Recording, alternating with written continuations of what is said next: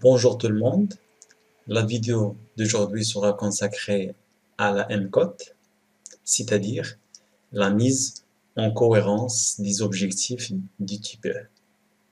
Donc c'est quoi la M-Cote? Quelles sont les différentes parties qui constituent la M-Cote?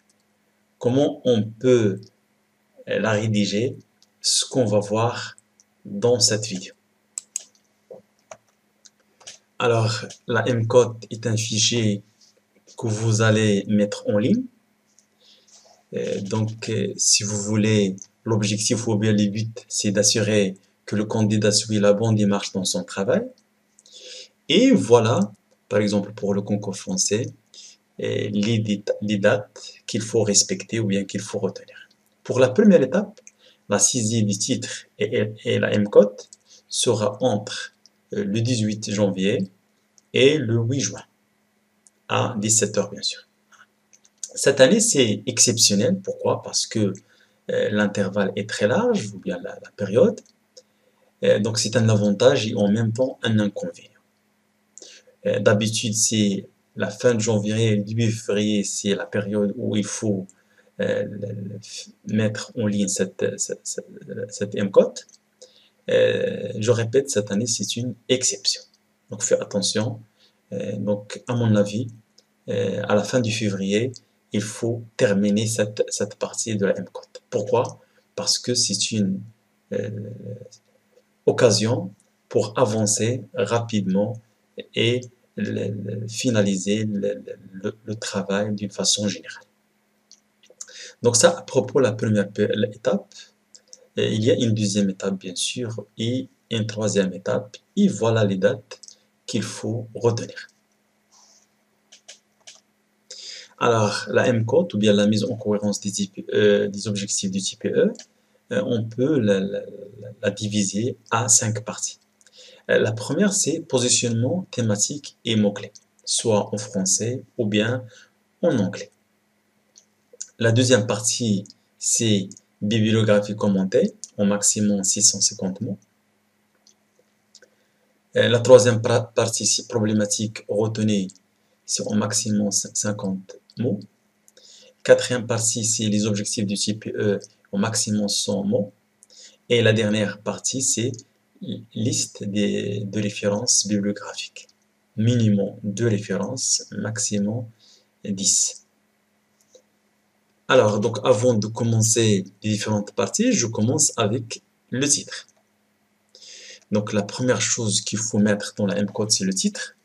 Alors, à propos du titre, doit être bref, doit être court. Il ne faut pas mettre des titres qui contiennent une phrase, par exemple, ça ne sert à rien.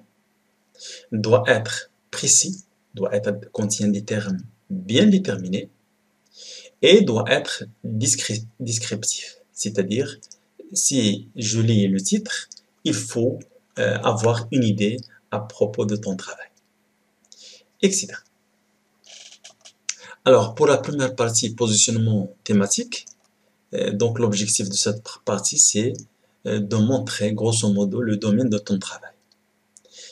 C'est-à-dire, rapidement, d'une façon générale, voilà le domaine de mon travail.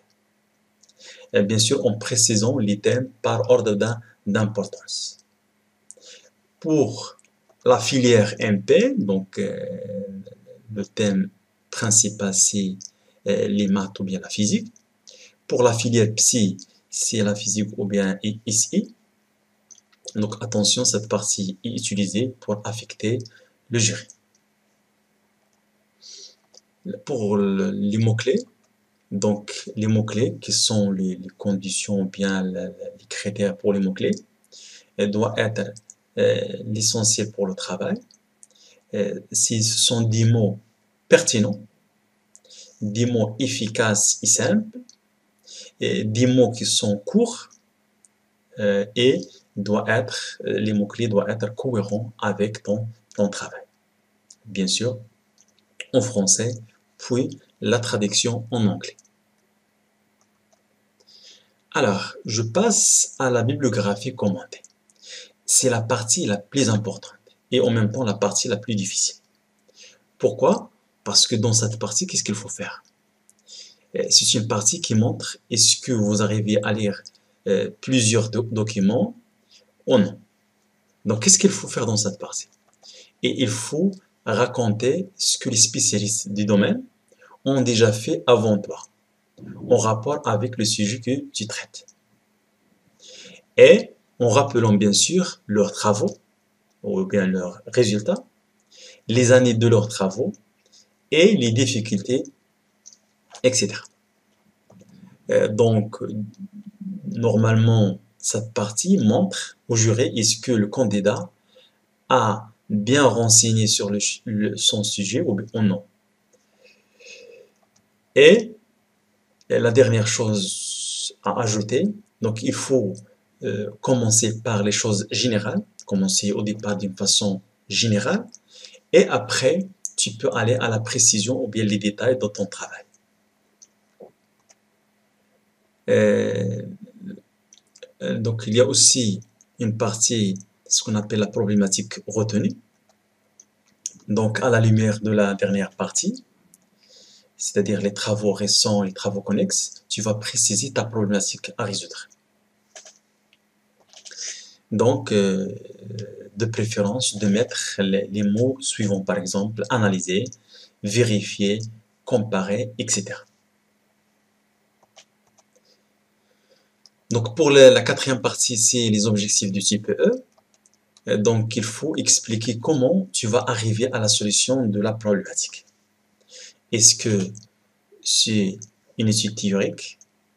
Est-ce que des expériences? Est-ce que c'est une simulation? Est-ce que les deux ou bien trois? Donc, ça dépend de tes objectifs. C'est-à-dire ton programme que tu vas suivre. Alors, pour la dernière partie, c'est les références bibliographiques. Donc, ce sont les références externes que tu vas utiliser dans ton travail pour documenter. Il faut baser ton travail sur des documents sérieux, comme des articles scientifiques, des sites web, des rapports, un rapport officiel par exemple, etc. Donc, on a dit que au maximum 6 bis, au minimum 6.2. Et voilà la façon avec laquelle il faut présenter les références. S'il s'agit par exemple d'un ouvrage, voilà la façon avec laquelle il faut présenter cette référence. S'il s'agit d'une publication, d'une conférence, etc., c'est-à-dire chaque livre ou bien publication ou bien site internet sera présenté avec une façon bien déterminée. Donc fais attention, la M-code est très importante, donc il va t'obliger à avancer. Donc à mon avis, la fin de février, mois février, il faut terminer cette partie. Comme ça, tu peux avancer rapidement et facilement dans l'activité type E. Donc voilà un exemple de la M-code. Donc vous voyez ici le titre. Ici, c'est positionnement thématique. On met les sujets ou les thèmes, la mécanique par exemple, entre parenthèses la mécanique newtonienne, etc. Voilà ici les mots-clés. Ici, c'est à gauche, c'est en français. À droite, devant, c'est en anglais. Voilà la partie la plus importante, c'est la bibliographie commentée. Problématique retenue. Objectif du CPE. Et finalement, voilà les 4 références présentées avec une façon bien déterminée. Ça dépend, est-ce qu'il s'agit d'un site web ou bien un article dans un journal, etc. Donc voilà la fin de cette vidéo. Merci de votre attention et bon courage.